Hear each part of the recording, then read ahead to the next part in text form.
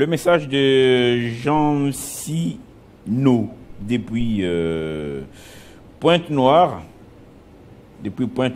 au Congo, au Brazzaville. Bonjour mes frères, juste vous dire que c'est une bonne idée, l'idée de la peine de mort, selon le Mineta et de la justice Mutamba. Les droits de l'homme ne fait que nous embêter. Ici au Congo-Brazzaville, on tue les Kuluna à bout portant, mais nous n'avons jamais entendu les droits de l'homme parler. Merci, chers frères, pour votre contribution. Et je salue déjà Jean-David Kilolo, qui est sur ce plateau pour les 5 questions. Bienvenue. Merci à toi, Crispin. Merci à tous nos fidèles téléspectateurs. J'ai bien suivi les débats, mais vous savez, ailleurs, on a aussi endigué ces phénomènes de Kuluna, non pas par la mort, mais par des peines. Par des peines, comme par exemple des peines à perpétuité. Il y a un cas patent, c'est celui de Salvador. Le président qui est là, il s'est donné pour mission de mettre fin aux gangs.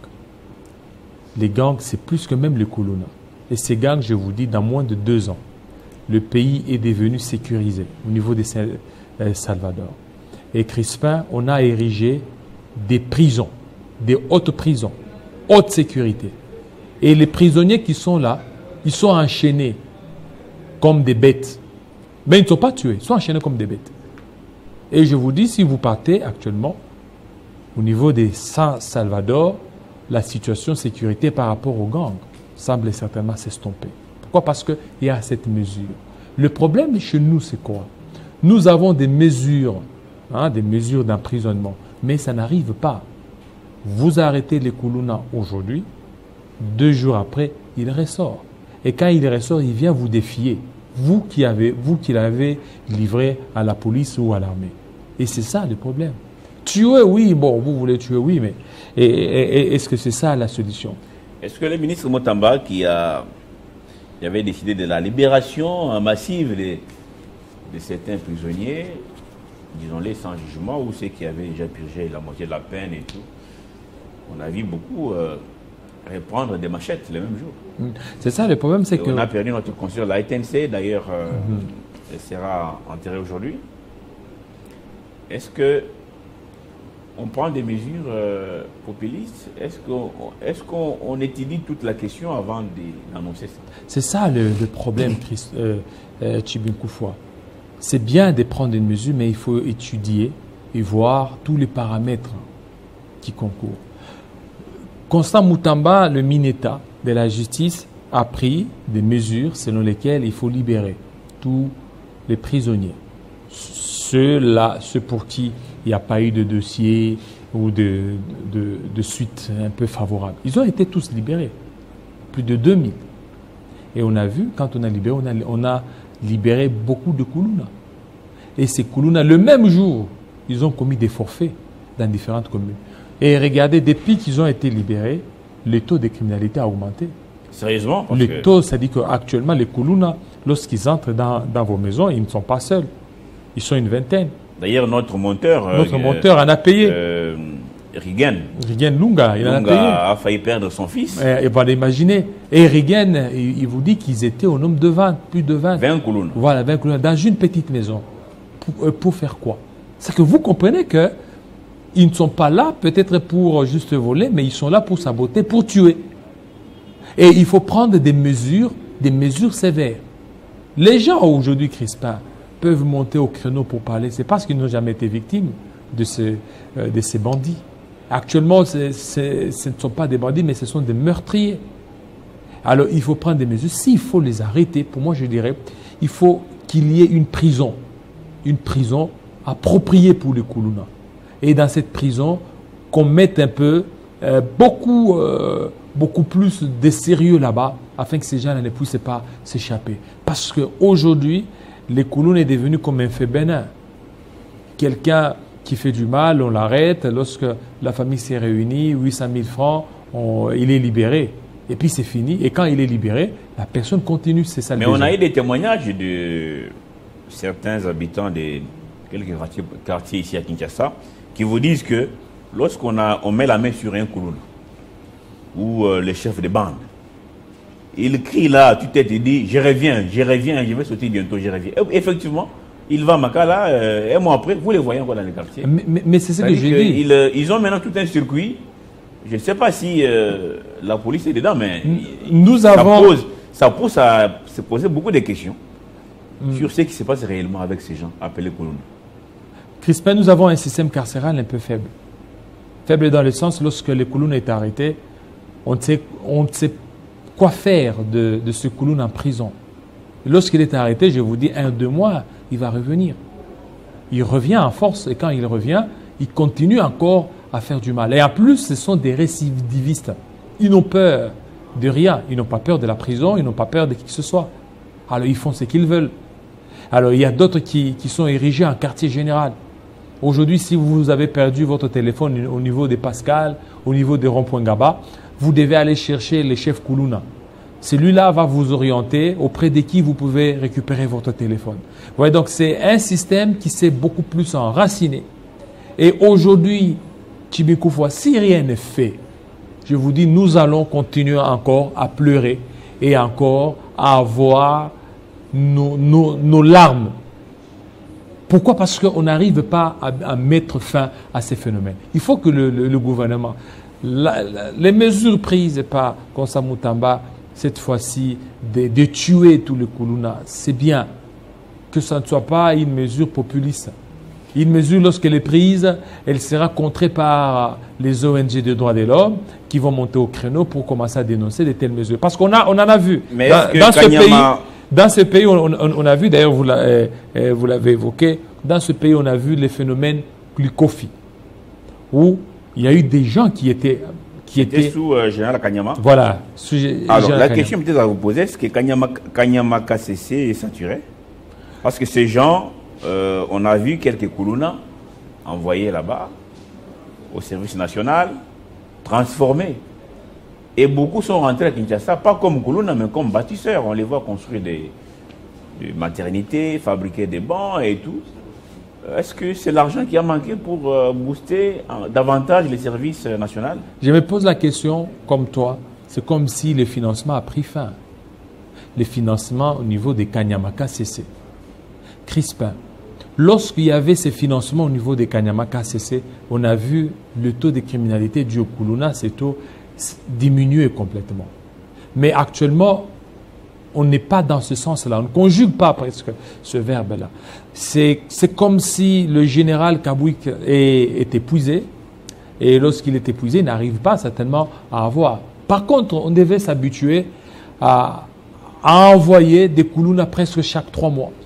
Et puis créer beaucoup de camps. Que ça ne soit pas seulement à Kanyamaka CC. Partout ici, au Kasaï, au Kasaï, là-bas, où on va même vous les envoyez dans les Hauts-Tuiles là-bas. Vous voyez, c'est-à-dire que ceux qui sont à Kinshasa, vous les envoyez au niveau, par exemple, des bases Ouélé. Ceux qui sont au niveau des bases Ouélé, vous les envoyez. Donc, qu'ils soient un peu détachés de leur base. C'est-à-dire que, et quand vous les envoyez, vous les formez. Vous savez, le rôle de la prison, ce n'est pas un rôle seulement de pouvoir sanctionner. Et vous savez, quand on parle du rôle de la prison, c'est le rôle de rééducation. C'est question de pouvoir rééduquer que la personne ne commette plus des bêtises, qu'il n'y ait plus de récidivisme. Mais fort malheureusement, nous avons perdu ces rôles-là sanctionnateurs. Ces rôles-là, lorsque la personne est arrêtée, que la personne sente d'abord la peine qu'elle a infligée aux autres. Alors une fois que la personne va se remettre en question, lorsqu'elle sera libérée, elle va quand même faire autre chose. Mais fort malheureusement, ce n'est pas le cas, Crispin. Ce n'est pas le cas. Ce n'est pas du Alors, il faut un peu voir le système carcéral en République démocratique du Congo. Actuellement, c'est un système qui fonctionne avec l'argent. Si vous avez l'argent, vous serez acquitté. Si vous avez l'argent, vous serez libéré. Vous pouvez avoir toutes les preuves. Les preuves que ça, c'est votre véhicule, ça, c'est votre maison. Malgré vos preuves, mais celui qui a beaucoup d'argent, Crispin, vous allez croupir en prison. Et puis, le temps va passer. Est-ce que ça n'a pas changé avec les États généraux? Non, Crispin. Les États généraux, c'était juste les assemblées. Mais il faut maintenant l'effectivité des résolutions. Une réunion des bureaux. Il faut une réunion des bureaux. Et en plus, on peut beau parler. Il faut toujours cette conscientisation des magistrats. Crispin, l'argent circule, vous n'avez pas idée. Vous pouvez avoir raison. Si vous n'avez pas d'argent, votre raison va pourrir. Alors vous devez avoir l'argent et la raison pour que vous puissiez obtenir gain de cause. Si vous n'avez pas d'argent, on va commencer tout simplement à reporter, jusqu'à vous fatiguer. Et beaucoup de gens, ils ont vendu leurs biens, ils ont vendu leur maison, ils ont vendu leurs véhicules pour obtenir la liberté. Parce que quand vous êtes arrêté, vous êtes complètement immobilisé, vous n'arrivez absolument à rien faire. D'où vous pouvez tout faire pour obtenir cette liberté. Vous pouvez vendre. Et aujourd'hui, il y a des magistrats qui se tapent des voitures, des véhicules, des immeubles. Et des immeubles. Des immeubles. Et tout ça sous le dos. Et on comprend maintenant leurs agitations lorsque Moutamba parle d'une justice qui a besoin de guérir. Alors, aujourd'hui, il y en a avec Lolo pour avancer vite. Qui est à l'honneur? Voilà, Crispin. Alors, c'est lui qui est à l'honneur. Nous parlons de la géopolitique en République démocratique du Congo. Ici, chez nous, nous avons la force la plus importante au monde, la MONUSCO. Qu'est-ce que fait la MONUSCO en RDC? La MONUSCO, qu'est-ce qu'elle apporte? Aujourd'hui, le monde a les yeux rivés sur la RDC. Les États-Unis, la Chine, le Japon, toutes les grandes puissances veulent toujours lorgner sur la République démocratique du Congo. D'où toutes ces guerres que nous sommes en train de connaître. Aujourd'hui, la guerre dans l'Est, c'est une guerre des minéraux.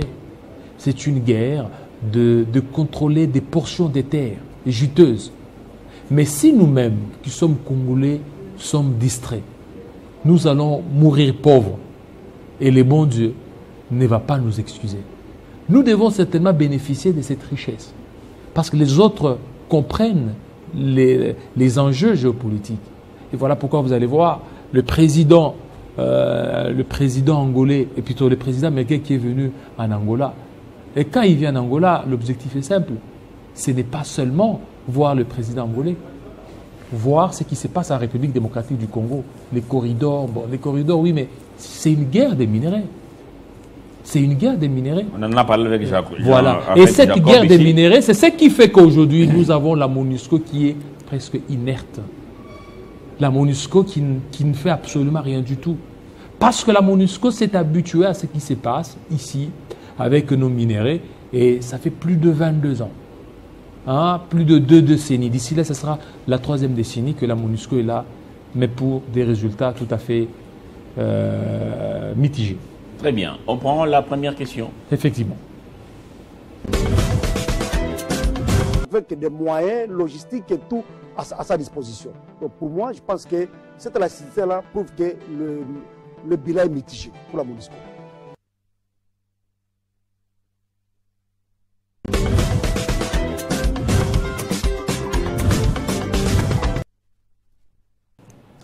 Le bilan est mitigé, oui. Ce n'est plus un secret pour personne, en tout cas.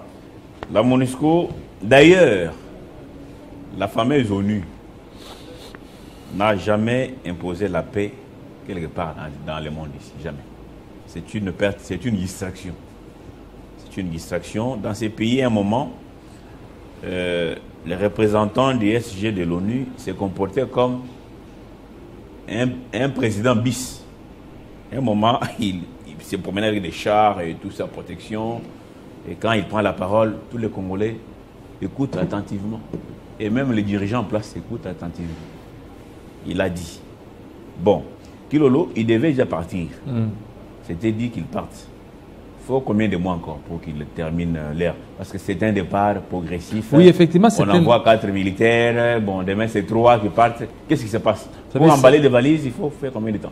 Il y a dans certains coins là où il y avait la MONUSCO n'est presque plus. Comme à Bukavu. Comme à Bukavu, presque partout. Donc, on est en train d'aller progressivement et la MONUSCO va partir.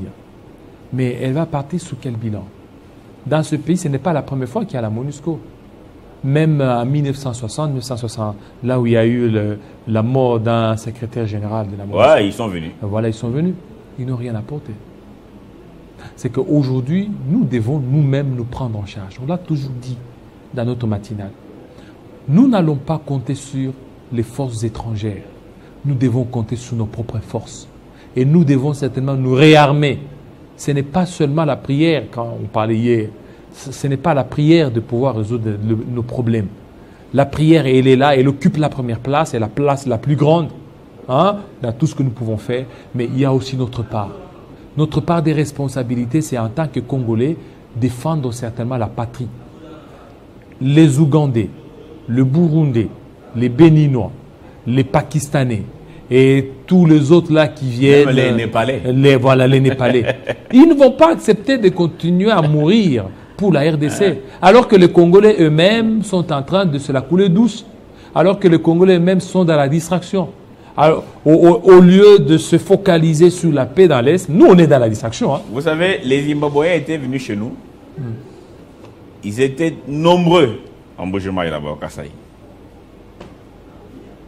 Et ils ont pris les diamants de la Miba sérieusement, les Zimbabwéens. Ils nous ont laissé les gros lézards là. Vous voyez les lézards là avec des têtes roses, jaunes, tout ça là. Les gros là. Ça vient des Zimbabwe. Les gros lézards? Oui, ce n'était pas chez nous ici. Ça venait avec les chars là-bas des Zimbabwéens, tout ça. Ils ont pris les pierres précieuses là sérieusement. Quelqu'un m'a dit, je ne sais pas si c'est vrai, mais que ces gens auraient construit un hôtel au Zimbabwe. Ils ont nommé ça Congo Nzoba. Congo Nzoba. Oui, je ne sais pas si c'est vrai, mais il faut aller vérifier ça. Si vous avez l'information exacte, dites-nous, est-ce qu'il y a un hôtel au Zimbabwe qu'on appelle Congo Nzoba, construit avec ce que ces gens sont venus ramasser. Nous, on pensait qu'ils étaient venus pour nous aider à retrouver la paix. Or, ils ont découvert les beefsteaks, les pierres précieuses. Ils ont découvert l'or. Dans l'est du pays, chers frères, il y a des coins où vous marchez sur l'or. Vous marchez, vous mettez votre bottine là-bas. En dessous, là, 5 cm, c'est l'or. Il y a de l'or. Vous pensez qu'un militaire comme ça, quand il voit ça, chez lui là-bas, il n'y a rien. Mais, monsieur, il va oublier sa mission. Il oublie sa mission. Combien de fois avons-nous vu des véhicules de MONUSCO avec des pneus, pneus remplis de minerais? Plusieurs fois. Et des hélicoptères et des petits porteurs et des jets qui décollent depuis la brousse. Sans tout de contrôle. Ça décolle. Moi, j'étais à Beni. D'abord, vous étiez à Goma. Je ne sais pas si on vous a dit ça, à l'aéroport. Il y a une entrée pour la MONUSCO. Nos autorités n'ont aucun mot à dire là-bas. Leur entrée. Quand ils sortent, ils partent. Vous ne savez pas qui est parti avec quoi. Je vous dis la vérité. À Goma, à Beni, à Bunia. Partout là-bas. Allez à l'aéroport, on va vous montrer. Ça, c'est l'entrée pour la MONUSCO. C'est comme des super chefs dans un pays d'autrui et ils imposent la loi. Ils entrent là-bas, ils sortent. C'est leurs valises, vous ne les contrôlez pas. C'est qu'ils ont pris, vous ne savez pas. Les avions atterrissent et décollent. C'est quel pays ça? Dis-moi, mon cher frère. Et comment la guerre va prendre fin? Et s'ils amènent des bombes, comment vous saurez ça? Allez à Goma, posez la question à l'aéroport de Goma. On va vous montrer. Ça, c'est l'entrée de la MONUSCO. Aucun Congolais, ni DGM, ni encore qui. DGM, police et tout ça. Personne ne peut aller foutre son nez là-bas. Parce que c'est la MONUSCO. Ces gens ont échoué, lamentablement, Jean-David Kilolo. Je crois qu'il faut qu'ils partent. D'accord. Complètement. Oui. On prend la question suivante. La question suivante. Vous savez,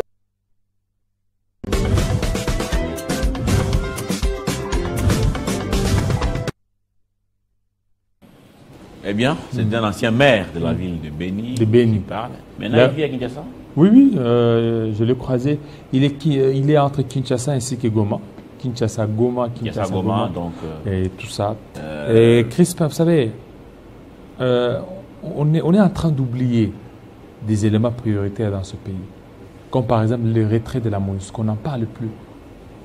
Alors qu'avec ce qui se passe dans l'est de la RDC, on ne peut plus continuer à vivre. Mais comment vous allez... Alors qu'il y a la MONUSCO qui est là. Vous allez chez autrui. Oui. Même s'il vous a invité. Supposons qu'on vous a invité. Supposons.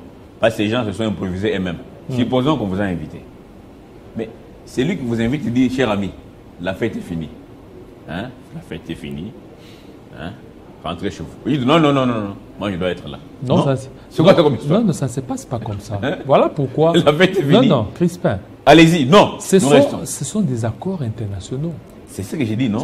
Non, c'est que nous oublions. Kabila a demandé plusieurs fois ses départs. Écoutez. Chaque année, on vote les résolutions sans nous. Vous savez, hein, les accords régulièrement conclus. S'il vous plaît, chaque année, on vote les résolutions sans nous. Du maintien de la MONUSCO. Nous, on suit ça seulement à la radio. Et nous, et nos autorités. Oh non, la MONUSCO prolongée pour des ans. Oh, prolongée pour... Mais l'ancien président Kabila Joseph, plusieurs fois, il a dit, s'il vous plaît, il faut partir. Le président Tshisekedi l'a répété plusieurs fois, chaque année. Mais qu'est-ce qui ne va pas? Mais ça ne sera pas facile. Vous parlez des accords. Quel accord? Ça profite à qui? Non, je dis ceci, ça ne sera pas facile. Lorsqu'il y a la prolongation des mandats de la MONUSCO, il y a nos ambassadeurs qui sont là. Et puisqu'il y a des ambassadeurs, lorsque vous prenez les articles 214, 215, 216, 217 de notre Constitution, ça dit, c'est que les accords internationaux ont primauté sur nos textes. C'est que, donc, comme l'article 217 qui est à tort interprété, c'est que dès lors que vous acceptez, vous cédez une partie de votre souveraineté. Vous cédez. Voilà pourquoi vous n'allez pas chasser comme ça la MONUSCO. Il faut suivre ce qui est sûr. On a cédé. Ce qui est sûr. Non, ce qui est sûr, il y a la procédure. La MONUSCO qui est venue. Et ce qu'il est en train de faire, il faut juste faire tout pour accélérer. Et qui peut décider à ce que la MONUSCO parte? Ce n'est pas la RDC seule. Mais papa, ce n'est pas la RDC seule. C'est la RDC et 25 ans après, les Nations Unies. 25 ans après, c'est ça. Toujours dans maintenant, nous devons activer une diplomatie agissante. Et avec une diplomatie agissante, la MONUSCO serait partie il y a très longtemps. C'est parce qu'à un certain temps, il y a une certaine mollesse au niveau de notre diplomatie.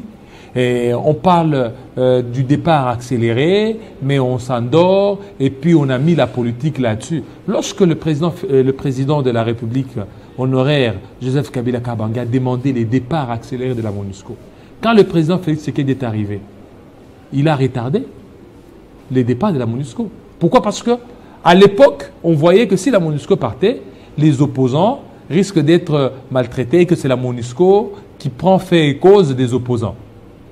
Maintenant, quand le président est arrivé, il a vu sur terrain que la MONUSCO était vraiment inopérante. Il fallait qu'elle parte. Vous savez, le départ de la MONUSCO a été beaucoup plus motivé par des appétits politiques. Nos politiciens aujourd'hui, dans l'ancien temps, ils étaient en train de monter au créneau. Lorsque Kabila demande le départ de la MONUSCO, les opposants allaient au niveau des Nations Unies. Non, non, il faut que la MONUSCO reste. Si la MONUSCO partait, nous les opposants, nous serons martyrisés. Alors, et voilà pourquoi on était en train de retarder les choses. Maintenant, aujourd'hui, toujours une lecture. Voilà. Aujourd'hui, on s'est rendu compte que ce que Kabila était en train de faire, il avait tout à fait raison. La MONUSCO, si elle reste ici, c'est beaucoup d'argent à Crispa.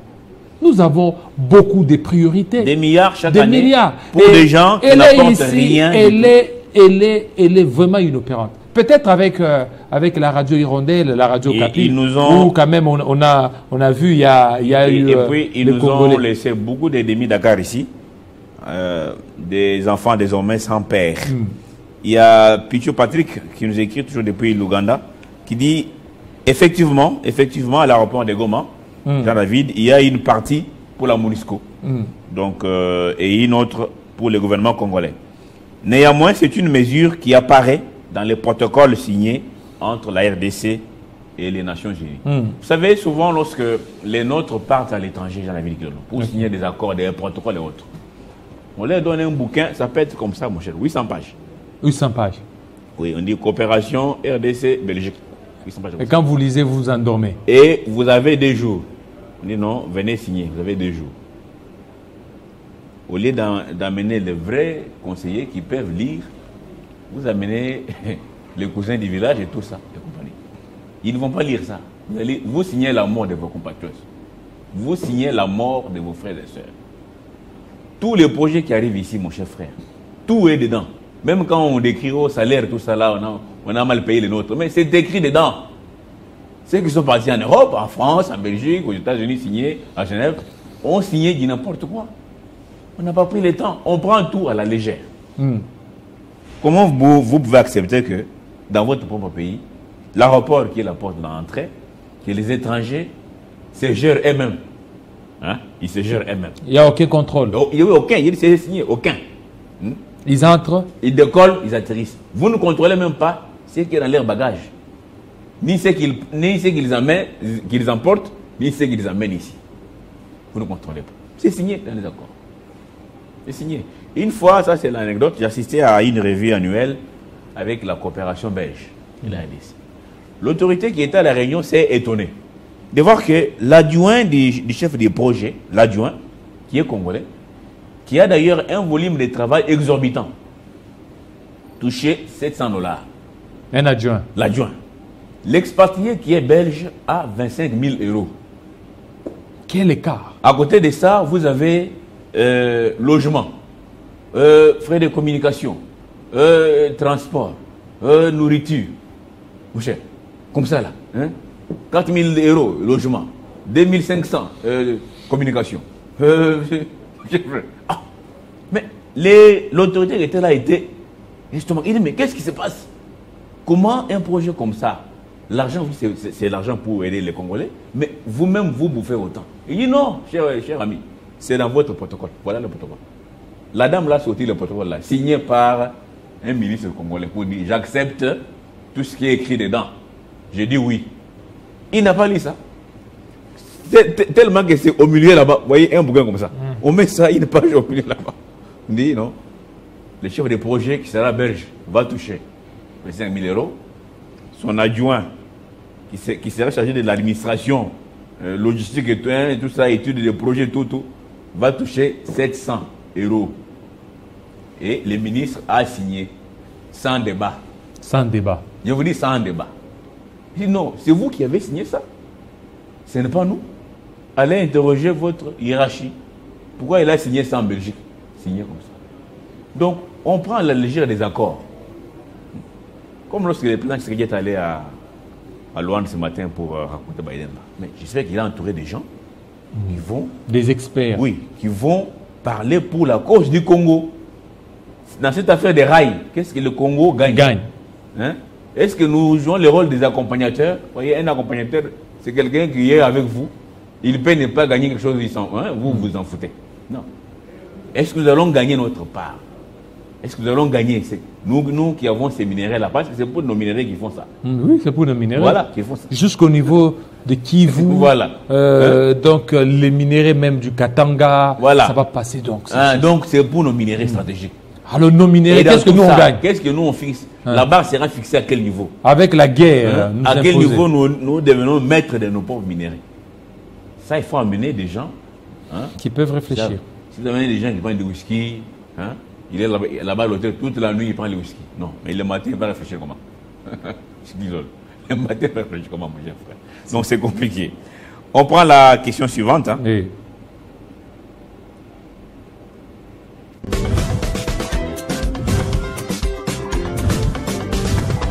Ce qui est important.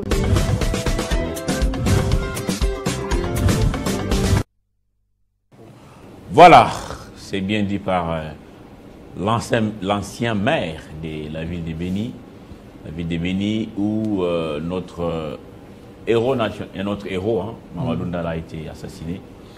Alors que j'aimerais qu'on prenne la dernière question puis on parle. La dernière. On prend la dernière oui. Avant de nous séparer.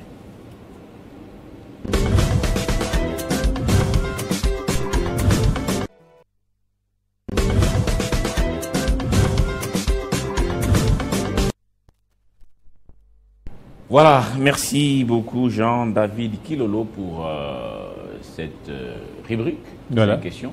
On a parlé MONUSCO, la MONUSCO qui ne veut pas quitter complètement le territoire national. Pourquoi? Parce que la MONUSCO a découvert les beefsteaks. Il y a des Congolais qui aiment abandonner leur pays, Jean-David, pour traverser, aller dans les froids, aller laver les assiettes ailleurs et parfois prendre soin des vieillards ou des personnes de troisième âge. Mais laissant derrière des beefsteaks, des minéraux stratégiques, de l'or, du diamant, une forêt dense et des rivières avec beaucoup de poissons. Voilà, merci. Merci à toi. Merci à tous nos fidèles téléspectateurs. On marque une pause et on prend la page des sports avant notre invité.